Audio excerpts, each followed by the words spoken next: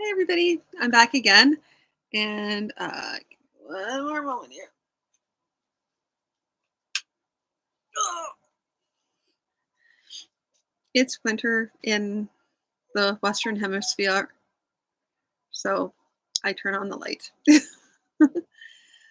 Anyway, uh, hi. It's early today. I know yesterday was late. Today is early, between 5 and 7. That is the best I can do right now. I am trying. I'm trying so hard. If you end up missing it, then you're always welcome to pop in to like the past broadcasts and watch them. If this is your first time watching and you haven't watched any of the previous shows, you'll want to go back to at least like the beginning of the Harem saga, the Saga of Haram, which is a saga in itself. So um, but yeah, you'll want to go back there and listen from the beginning. And then you can also go back further, theoretically, and listen to other shows that I've done before of different manuscripts. They're being father's manuscripts.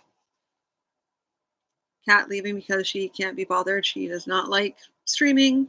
She hates when I stream. So you'll occasionally see a black tail. That's her. Anyway, unlike earlier where there was some drama in a previous show, you'll have to go back to a previous broadcast for that one. Anyway, for the yeah, so tonight is the seventh chapter of Harem Saga. I'm reading one chapter at a time. You are correct. I need to get together my highlighter so I can mark up the manuscript for editing, which I'll be doing I'll be marking up the manuscript for editing and then doing the final, well, not the final edits, but this round of edits after the show. So without further ado, I'm going to start talking about the Saga of Haram. So when last we left, no, I'm just trying to remember where this left off. Where did we leave off? Let me take a look here. Him. Nope, that's chapter.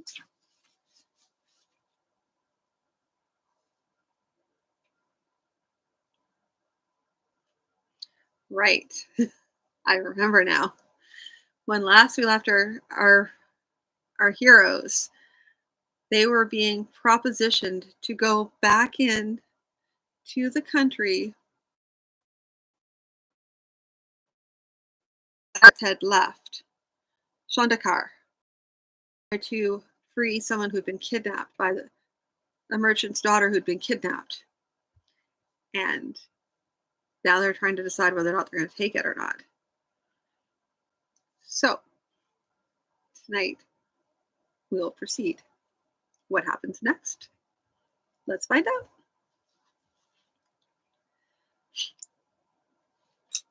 Now, sir, said Oritz soothingly, sit down, calm yourself. There's no telling who might be watching. You are right, muttered the merchant. Your pardon, I'm overwrought. And well, you might be. If we are going to speak of this at any length, it ought to be in secret. Tell us quietly where you live.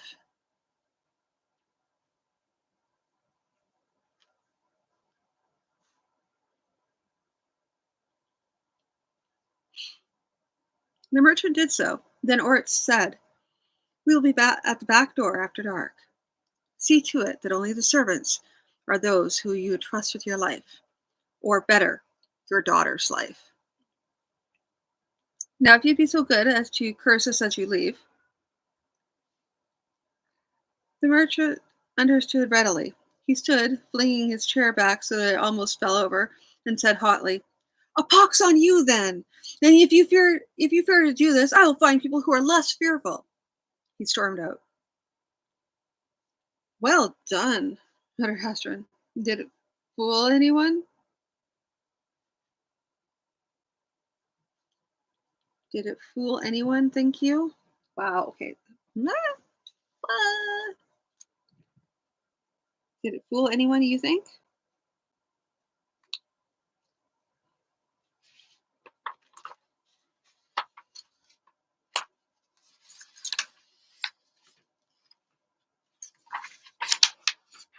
Or it's shrugged. Was there anyone to be fooled? If so, we can hope that they were missiled. Sorry. Every time I read it, yeah, okay. Sorry, it's not missiled, it's misled. I always read it as missiled.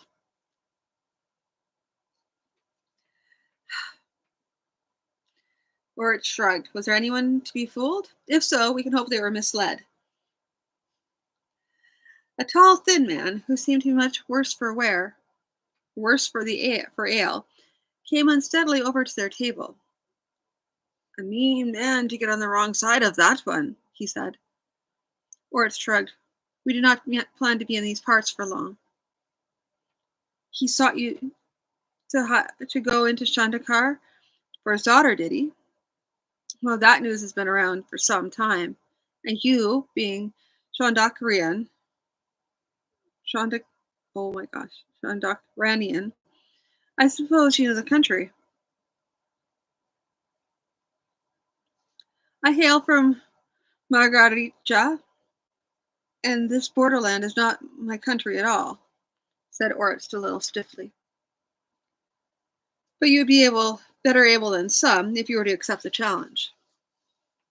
Challenge, is it? Why, let me tell you, fellow.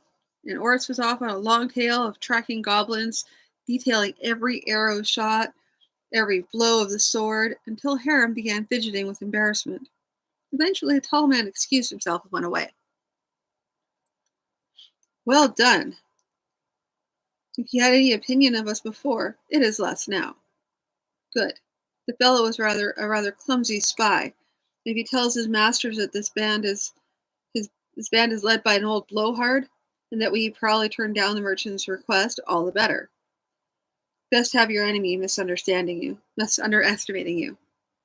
Underestimating. I was not arguing with your methods. I was rather admiring them. Fine. If we can attract the attention of the innkeeper, you could also admire my appetite. During the supper, the talk was a number of things. How the horses were holding up and such, and including the usual jests regarding the name of Haram's pony. Even Sagahan joined in once, with a long play on words which could be fully understood only by someone well versed in heroic lore. He was then forced to explain it, which he did at great length. When they had finished their meal, Orest looked over at Asteran. Why do you not take a walk around the town? The rest of us will be leaving soon as well. She nodded, then stood up, excusing her from the table. Hiram cast what he hoped was a surreptitious glance around to see if anyone appeared to be paying too close attention to her. Most of the men who were not too drunk seemed to be watching her, so he could not say whether there was a spy about or not. The other three conversed in a desultory fashion for a while, though Sagahan took little part, aside from acknowledging statements aimed at him. Mostly it was remarks from Orist, remarks with which the others could agree or disagree, and usually remarks intended to further Haram's education. If you're ever in an oak wood, lad, take care how you treat it. Most times you'll be able to tell if you've come into a druid grove or not. There's a feeling about such places. Is there not, Sagahan? And if you ever come to such a grove, be careful. You may pick up dead branches from the ground for your fire, but touch the living wood at your peril. I've even heard stories of druids who exact a price for green grass destroyed by a campfire. So be wary, lad. Are the druids magicians then? They are and they are not. From what I understand, their magic is the magic of the wild, the wood, and living things. They teach their lore freely to those who come to learn, though even such students though even such students must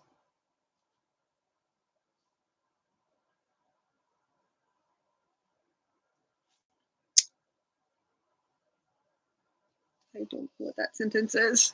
Hold on. Though even such students must prove their willingness to study before they are accepted.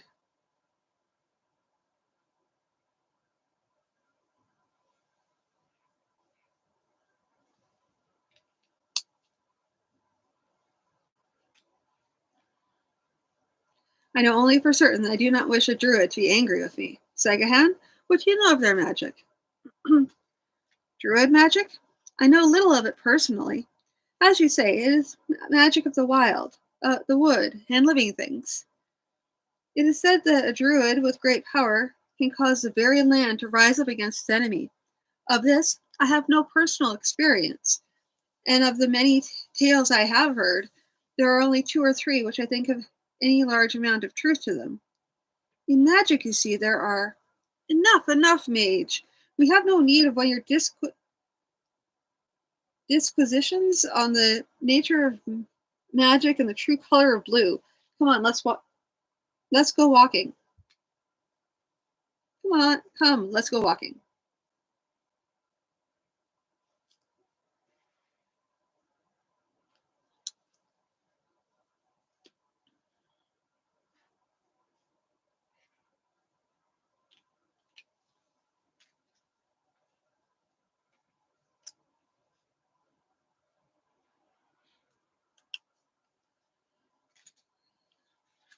They went out then, walking in a casual fashion, as though only seeing the sights. As they walked down the street, Asteran joined them. Is his house being watched? Asked Horace. Yes, but not very carefully. We can dodge them if we use a little caution. Good. Paying careful attention to the people on the streets, particularly anyone who might be following them, they went to the merchant's house. Asteran led them by a somewhat circuitous, circuitous,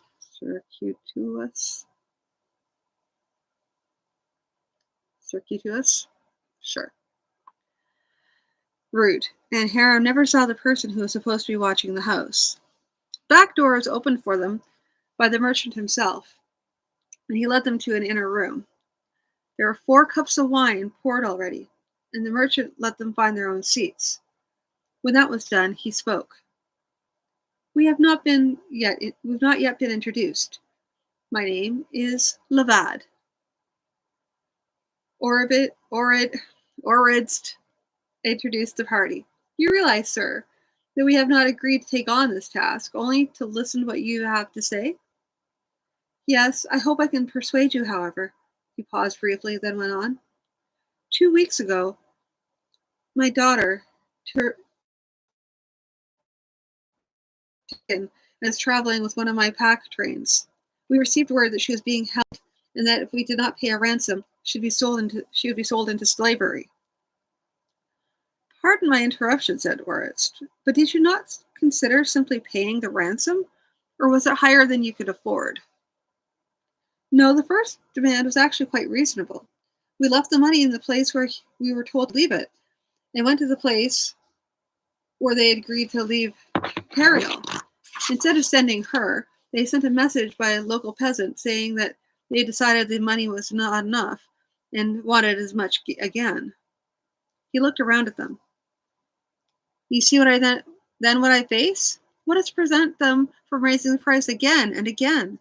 And after they've squeezed as much out of me as they can, to sell Teriel into slavery too. It is for that reason that I approached you. Orris nodded. Exactly so. You do realize, sir, that your approach to us in the inn might well get back to the kidnappers. Levad brushed a hand over his face. Yes, I suppose so. I suppose I. Yes, I suppose so. I suppose desperation overcame my wits. But can you rescue her? That may be.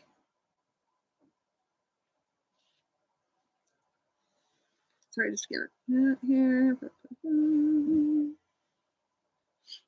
But can you rescue her? That may be. First, we must find out what we can about these bandits. What do you know about them? There have been raids on towns, farms, and pack trains recently by bandits. who shelter across the border in Shandakar.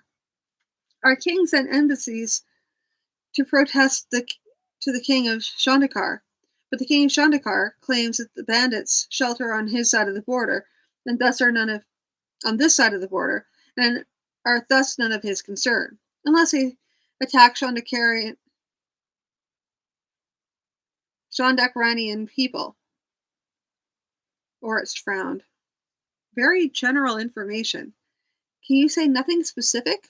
What part of Shandakar do they hide in? You hurry me, sir, said Lavad with a wry smile. I believe I can tell you exactly where she's being held. The Catanasp, Catanasp of the Shondakarian province of Har- Hareva, just across the border, has a son, Kush, Kus, Sarsha.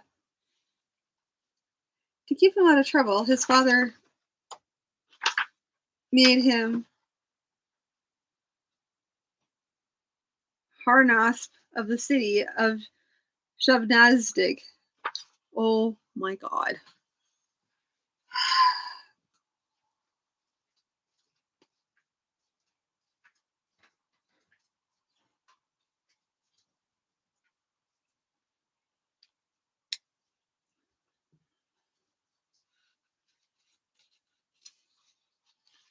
This is not meant to be read out loud. Kasarsha has been making himself popular with the people by maintaining their taxes at a reasonable level. He is also maintaining himself in the state, expected of uh, in the state expected of a Har Snap and the son of a cat and Nasp,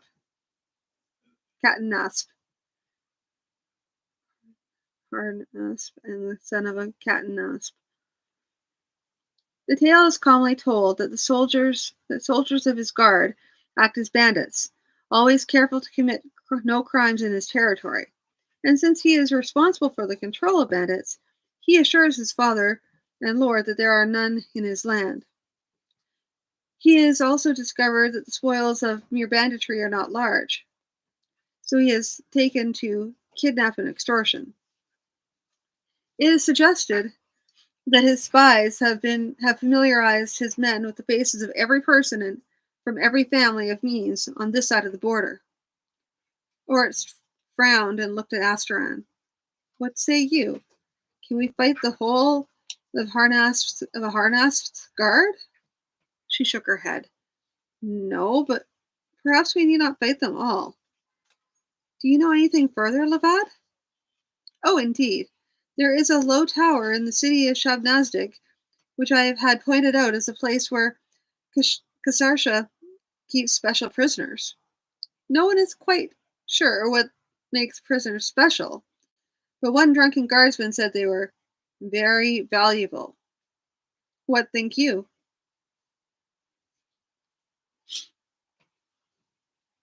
Much the same as yourself. That this place where he keeps the prisoners to be rent, this is the place. Oh boy. Ah, much the same as yourself. That this is the place where he keeps the prisoners to be ransomed. There was a quiet around the table. Then Oryx said, "We must go to the city of Shabnazdik and see if it's possible." What then? Demanded Levad. You come back to me, agreeing to take on the task and go back again, during which time my daughter suffers? Suppose we make an agreement now, and it proves possible to free your daughter.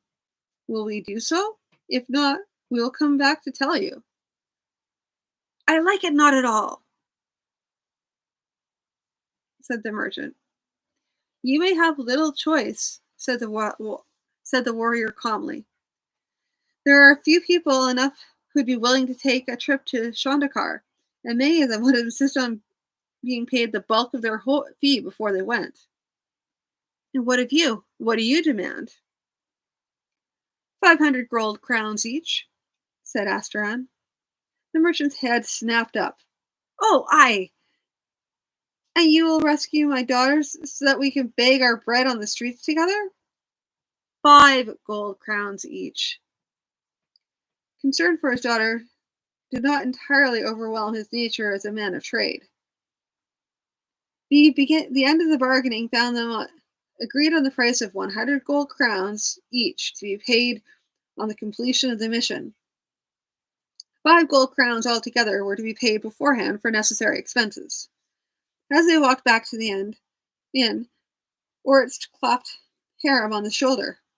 Ha, Sir Haram, see to your noble mount Arkwelt. We are off to rescue a fair maiden in distress. Haram could only smile faintly, for he'd been thinking much the same. Dun dun dun. Well, it's a setup for the next chapter, which will be the plot thickens. Well, it doesn't even really thicken. It just continues on. And yeah, so we'll see how that pans out for them tomorrow night. Um, when I come back again and I do another chapter. So, without further ado, I am going to say goodnight for now, and I will talk to you all again tomorrow. Thank you so much for tuning in. I really, really appreciate it. Yeah, don't forget to click the like and subscribe. So, have a good night. Bye.